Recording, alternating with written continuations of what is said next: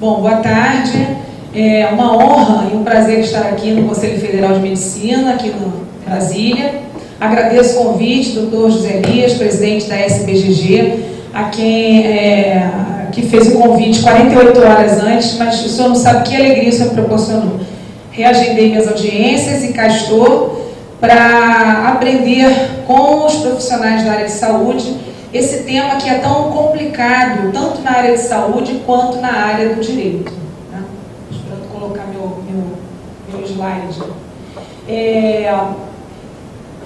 Eu gostei, Cláudia, só uma observação antes. O Dr. José Elias me disse que eu vim substituindo o doutor de aulas, né? Então, assim, eu fiquei pensando, poxa, substituto e tal, mas se a gente pensar em termos olímpicos, como você estava falando aí, né? Substituto no vôlei era fantástico, né? Então, saía um bom, entrava um melhor. Então, a minha proposta é essa, né? Bater uma bolinha aqui, uma cortada boa, para que a gente possa ter bons frutos ao final, porque é muito difícil esse diálogo na linguagem jurídica com a área médica.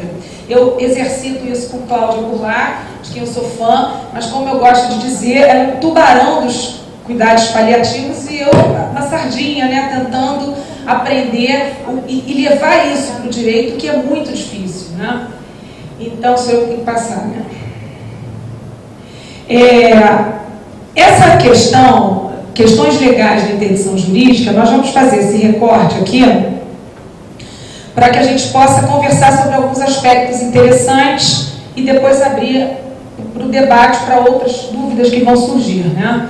Como é que funcionava a interdição ao longo do último século?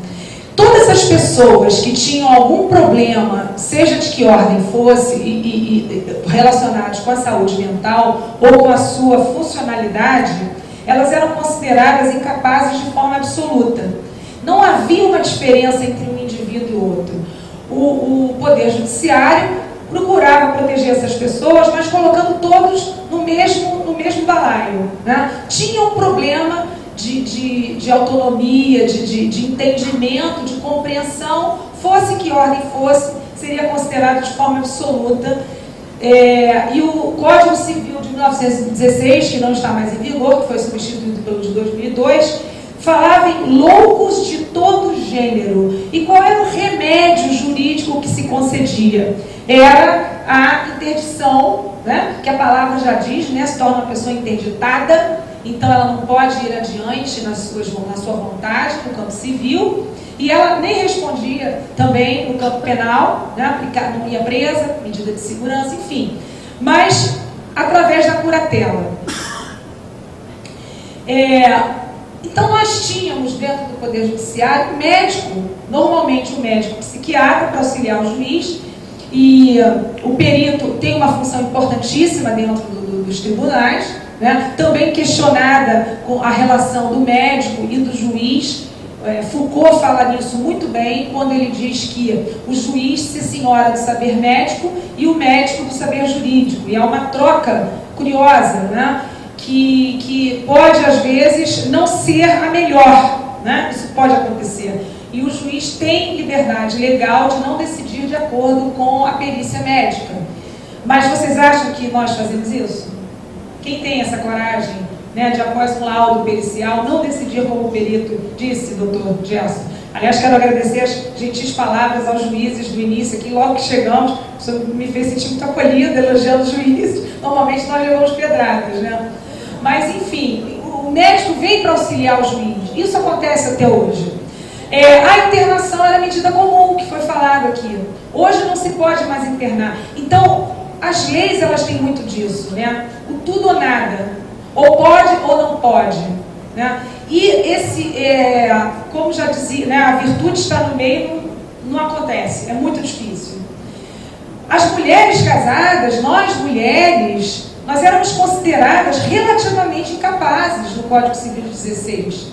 Né? Quem poderia tomar determinadas decisões eram os maridos.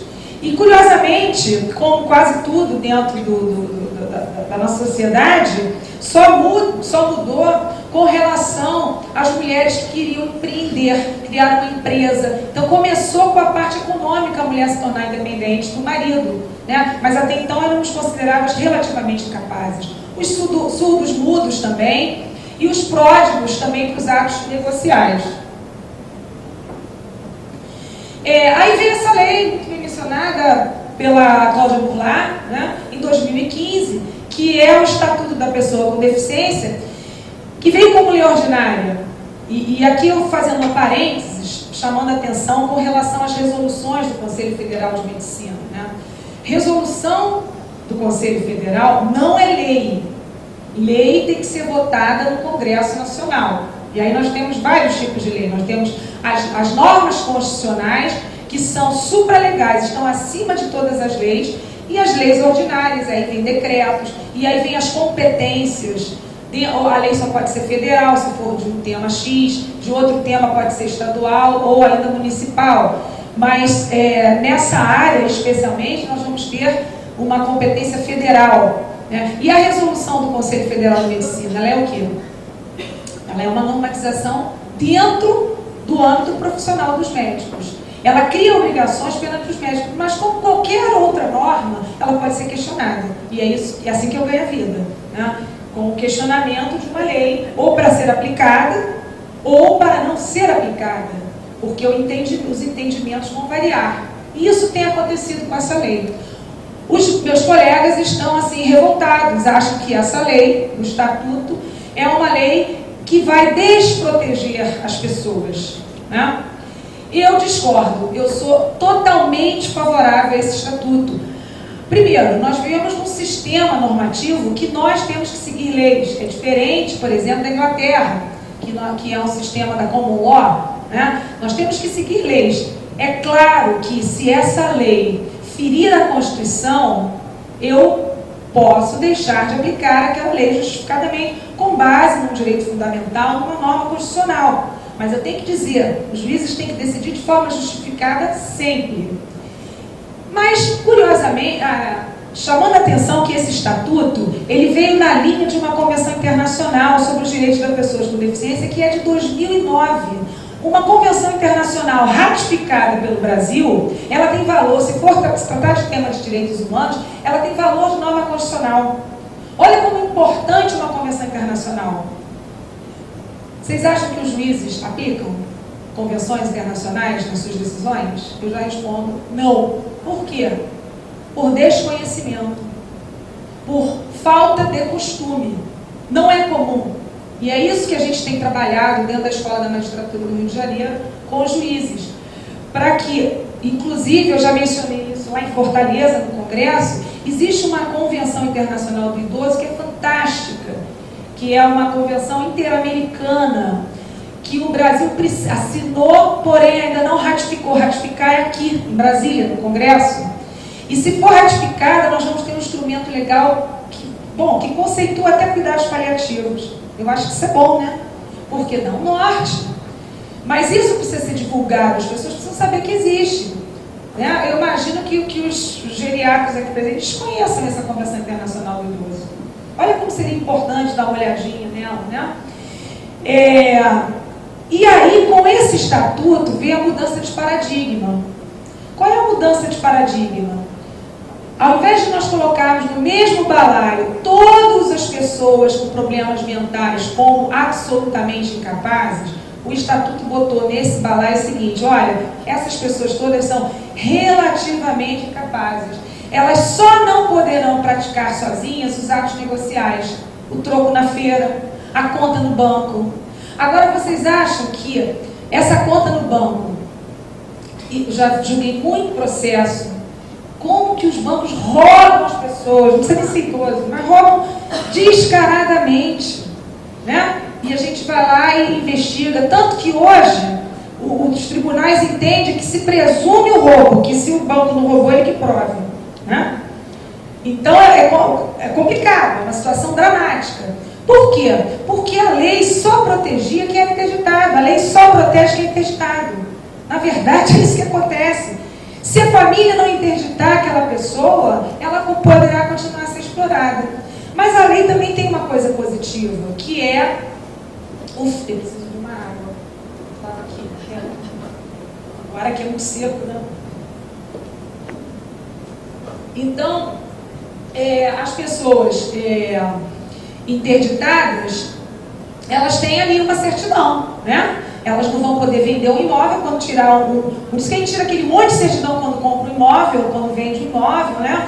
Porque vai aparecer ali, olha, o senhor é interditado, o senhor não pode vender. Se houver essa venda, ela é ilegal. E se não tiver a certidão de interdição? A pessoa vai ter que entrar em juízo para dizer, olha, apesar de não interditado, notoriamente ele era incapaz de tomar uma decisão, o que é mais difícil, né? Então, a interdição é uma prova pré-constituída, mas não significa que as pessoas não sejam lesadas. Então, muitas ações, casamentos são anulados. Eu julgo vários processos de união estável do idoso com o cuidador. O idoso morre, a cuidadora entra, olha, eu vivi em união estável com ele. E você tem que examinar a prova, e é difícil, né? Tudo muito complicado. Saber se aquilo é uma simulação, é uma fraude ou não, né? E hoje, com o estatuto baseado na convenção, a incapacidade é relativa para todos, ou seja, somente para atos negociais e patrimoniais. E a curatela passa a ser uma medida extraordinária, né? Então, eu quero mostrar para vocês o seguinte: as fraudes existem, sempre existiram e vão continuar existindo. Elas justificam o trabalho dos juízes, né? O Estado não consegue proteger as pessoas de tantas situações. E quanto mais leis nós criamos, reprimindo e tentando limitar e tentando criar essa proteção, mais ideias as pessoas têm de fraudar, de ganhar uma pensão por morte de um militar, de uma aposentadoria do INSS, de uma herança de alguém que ia deixar a herança para o Estado, mas esse dinheiro não vai para ninguém, ia para o Estado, né? Então tem isso tudo. E o que eu ia dizer sobre as resoluções do Conselho Federal é que, apesar de elas não serem consideradas leis ordinárias, elas são muito mais usadas pelos juízes do que as convenções internacionais. Por exemplo, eu quando faço um processo de mudança de sexo, de transexual, eu cito na minha sentença a resolução do processo de transexualização, né? Quando a gente trabalha com reprodução assistida para autorizar, claro, existem críticas, né? Por exemplo, na reprodução assistida, na resolução, a maioria discorda da idade limite da mulher que é colocada lá, né? Mas isso é discutido também em qualquer legislação. Então, as resoluções do Conselho são fundamentais para andar. Por quê? Infelizmente, eu tenho que falar isso aqui, em Brasília, né?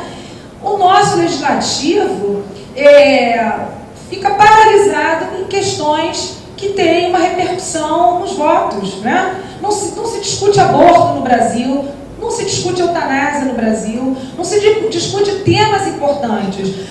Bancadas religiosas tomam para si uma corrente de atuação legislativa que não se coaduna com a Constituição, que não se coaduna com o Estado Democrático de Direito. E nós, sociedade, o que fazemos? De vez em quando uma passeatinha para reclamar, de vez em quando, né? Então, assim, fica tudo muito engessado e alguém tem que fazer alguma coisa. É por isso que o judiciário tem essa pecha de ser ativo, né? De ficar criando. Por que existe a união estável entre pessoas do mesmo sexo? Por uma ordem do Supremo Tribunal. Não tem lei.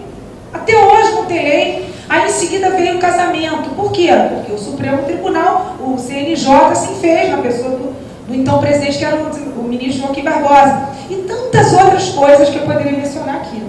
Por isso eu digo, produzam boas resoluções do Conselho Federal de Medicina, que elas ajudam muito os juízes a tomarem suas decisões, porque elas servem como um amparo de doutrina, como se um grande doutrinador estivesse dizendo que o caminho correto é esse. Elas poderão até não ser aplicadas ou questionadas, como a resolução do fim de vida e tal, né?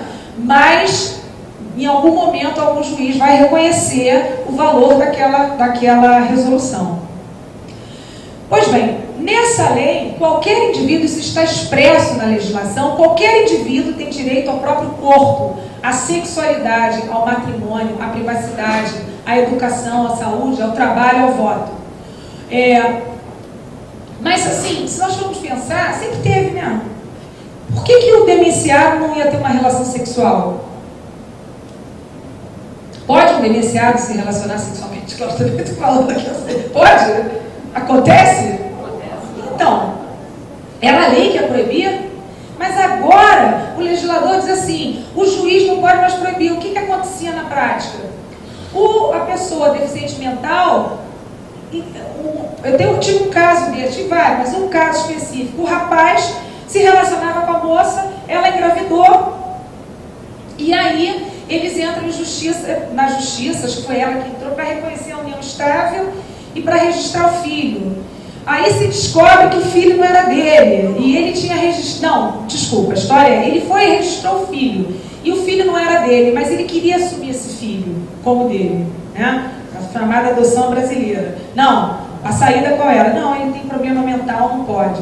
União estável, pode? Também não. Por quê? Porque ele tinha problema mental, também não caberia.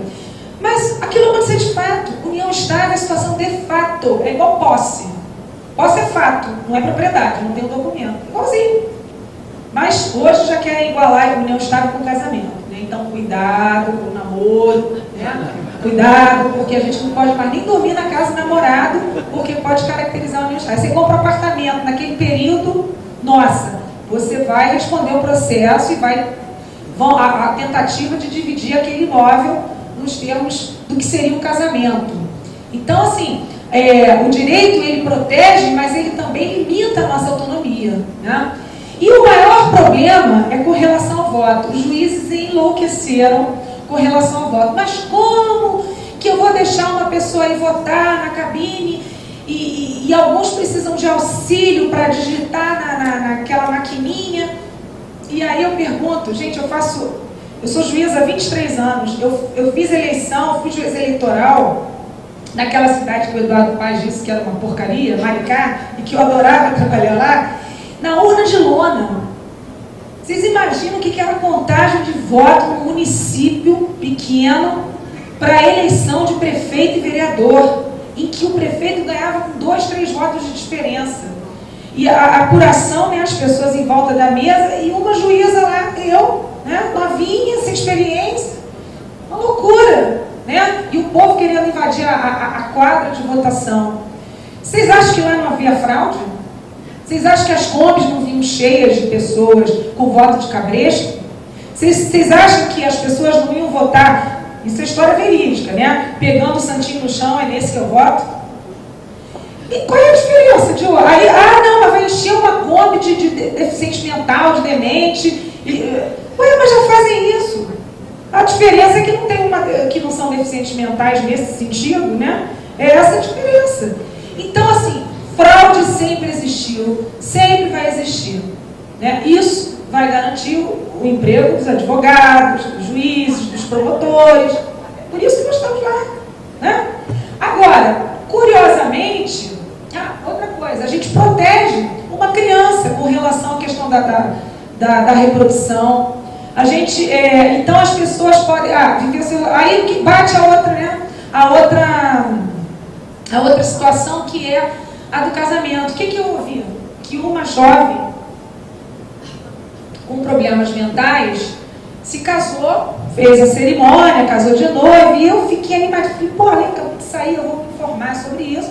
Fui conversar com a família, disse, não, peraí, ela casou com a festa, mas não casou no civil, senão ela vai perder o benefício que ela tem por ser portadora de deficiência.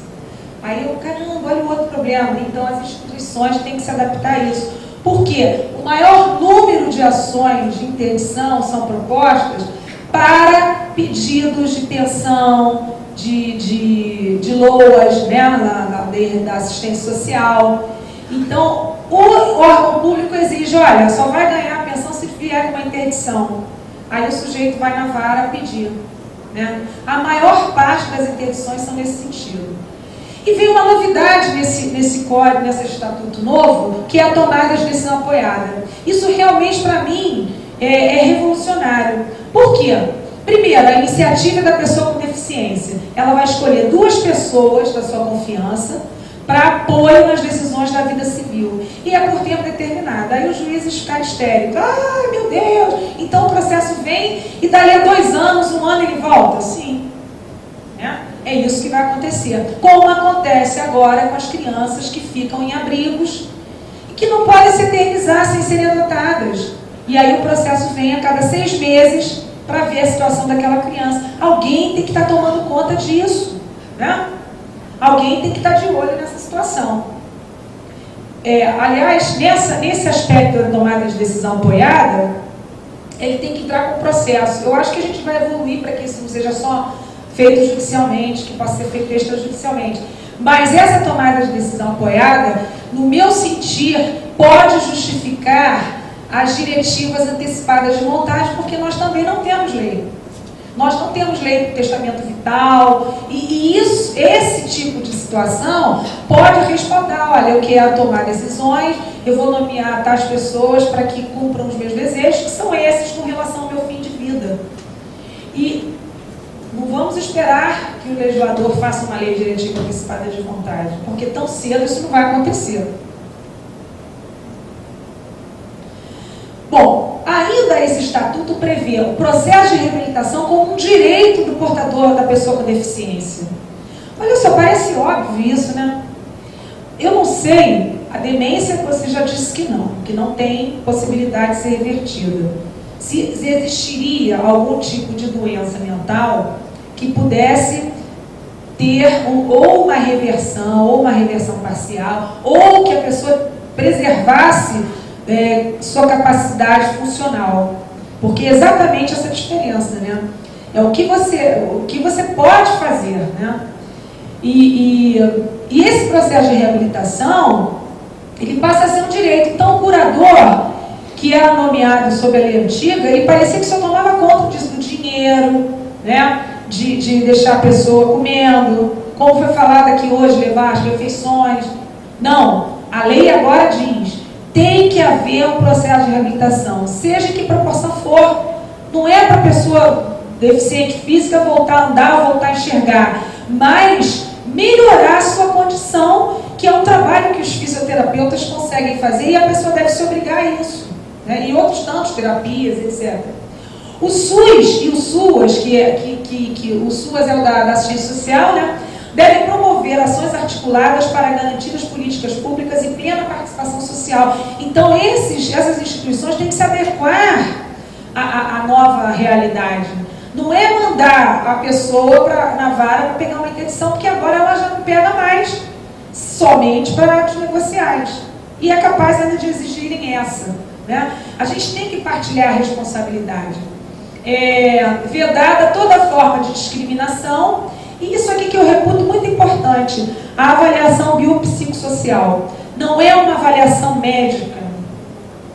Não é uma avaliação médica. Não é uma avaliação jurídica. É uma avaliação que vê o contexto na sua totalidade. Um estudo social com assistentes sociais, um estudo psicológico, o contexto de vida daquela pessoa, né? Quais são os limites de suas funcionalidades. Os órgãos, eu defendo que nós temos que dividir essa responsabilidade com os demais pessoas, como, por exemplo, o cartório.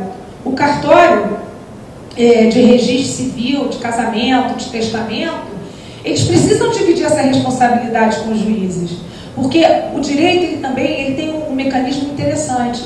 Ele prevê que todos nós aqui, né, ditos normais, temos que manifestar a nossa vontade para esses atos, para o casamento, para o testamento. Então, nenhum de nós aqui interditado podemos casar à vontade? Depende. Se você chegar no cartório e notoriamente não tiver na sua melhor condição de manifestar sua vontade, seria obrigação do tabelião dizer, olha, não me parece que a sua vontade está sendo feita. Assim como no testamento, que a gente diz assim, não, vai chegar uma pessoa, né, com cara esquisita e mesmo assim lava o testamento dela, está errado. Não tem certidão de interdição? Não, peraí. Você suspeitou que essa pessoa não está manifestando a vontade, tem que levantar essa dúvida perante um juiz para não fazer esse testamento. É isso que acontece? Não, simplesmente lava, não tem interdição. Então a interdição servia muito para acomodar situações da vida cotidiana, e por isso as fraudes. Bom, e aqui eu sou uma bioeticista, né? Coincidentemente, duas bioeticistas aqui na mesma mesa. Eu tenho que falar um pouquinho do respeito à autonomia, que é um princípio de uma das correntes da bioética, né? Da bioética de Bichamp e Childress. E o respeito à autonomia é uma decisão livre, quando se toma uma decisão autônoma, uma decisão livre de interferências controladoras de limitações pessoais e de limitações pessoais que obstam à escolha da intenção. Não é necessária a completa ausência de influência.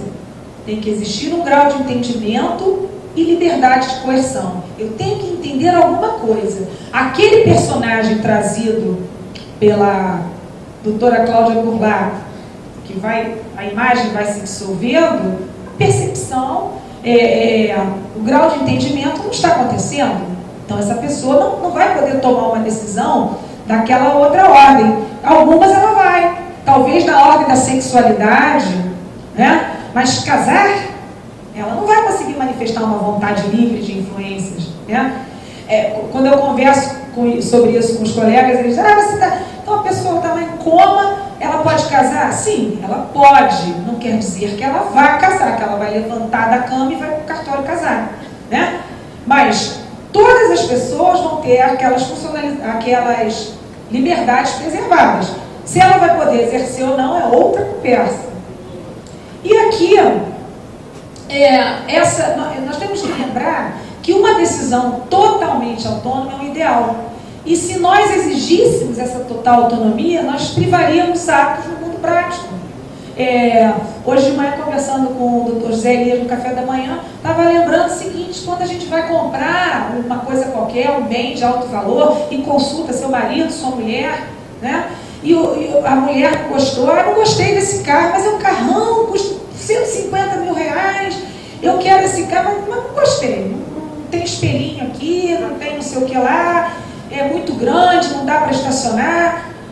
Então tá, então não vou comprar. Foi uma decisão autônoma do marido, ou da mulher, no caso? Sim. Mas ele queria tanto, ele deixou de comprar, ele não foi. Ele sofreu uma influência, né? Porque a decisão totalmente autônoma, ela não existe. Ou vai existir raramente. Porque as ações quase nunca são completamente autônomas. A capacidade é específica e não global. É contestada quando há discordância de valores. O exemplo que eu gosto de dar é o exemplo do médico, né? O doutor chega para o paciente e diz: o senhor tem que ser operado em 48 horas. Pois não, doutor, pode marcar. Perfeitamente, não vou questionar a autonomia. O senhor tem que ser operado em 48 horas. Vou pensar. Sai, volta daqui a um mês e diz que não vai operar. Começa a questionar: mas será que ele está bem? Ele vai morrer, ou ele vai passar uns maus bocados. Será essa autonomia, quando há discordância de valores, até porque é o que eu falo do médico e falo do juiz também, né? O juiz diz assim: não, o melhor para a senhora é assinar esse acordo. Como assim? Né? Qual que é o melhor? Como é que eu, juiz, sei que o melhor é assinar aquele acordo? Que presunção é essa? Não, o melhor é fazer a cirurgia. Por quê? A pessoa, se tiver bem informado, o conhecimento, ela vai poder formar a opinião dela. Uma criança pode? Não pode. Né? Um caso clássico, paciente oncológico que passa por 3 linhas de tratamento quimioterápico. Na 4ª diz assim: não quero mais, mamãe. E aí? E aí o hospital obriga, a mãe obriga, aí vai parar no judiciário. Tem casos escabrosos para contar, mas não dá tempo. O respeito envolve uma ação respeitosa e não mera atitude respeitosa. Deve haver habilidade de decidir de forma autônoma e não ser determinada por proteção de melhores interesses. Olha, isso aqui é melhor para você. É assim que vai ser. O idoso, né? Olha, se está muito velhinho, você não vai sair de casa porque você está arriscado a cair, quebrar um fêmur e é um problema. Não, ele vai sair de casa, com acompanhante. Porque assim, viver por viver, né? E essa frase do direito o respeito envolve uma ação respeitosa, né, ela está ligada diretamente à autonomia. E o direito a estar no mundo, né, a deficiência como parte da condição humana comum a todos nós, né? E a sociedade tem que se adaptar a isso. Aqui nós temos algumas pessoas deficientes, não temos? Que estão adaptadas à sociedade com o uso de uma simples lente, né? O óculos. Hoje nós aceitamos que as pessoas usem óculos, todo mundo tem acesso, é tão comum que a gente nem presta atenção. Essa é uma deficiência visual que poderia nos impedir de estar aqui caminhando sozinho na rua. Tem gente que não consegue caminhar sem óculos, porque vai cair, vai tropeçar, não enxerga na calçada. Gente jovem, e aí? E aí houve uma adaptação da sociedade, houve uma adaptação nossa. E nós temos que conviver com os deficientes. Aqui não tem nenhum cadeirante. Por que será? É por acaso? Será que não tem médicos cadeirantes? Por que será? É uma pergunta boa para a gente fazer, né? E, por fim, eu gosto muito dessa filósofa americana, Martha Nussbaum, que ela faz a seguinte pergunta: o que de fato o indivíduo pode ser e fazer e quais suas oportunidades? Não cabe ao juiz e não cabe ao médico delimitar essas oportunidades, né? Diagnosticar uma doença, fazer uma interdição para determinados atos é uma forma de proteger, mas não assumir aquela tomada de decisão, né? Ou impedir que a pessoa faça todo o restante. E a frase dela final é: precisamos confiar na sagacidade dos que sofrem privações. Eles nos ajudarão a encontrar formas de descrever e mensurar suas adversidades. Muito obrigada.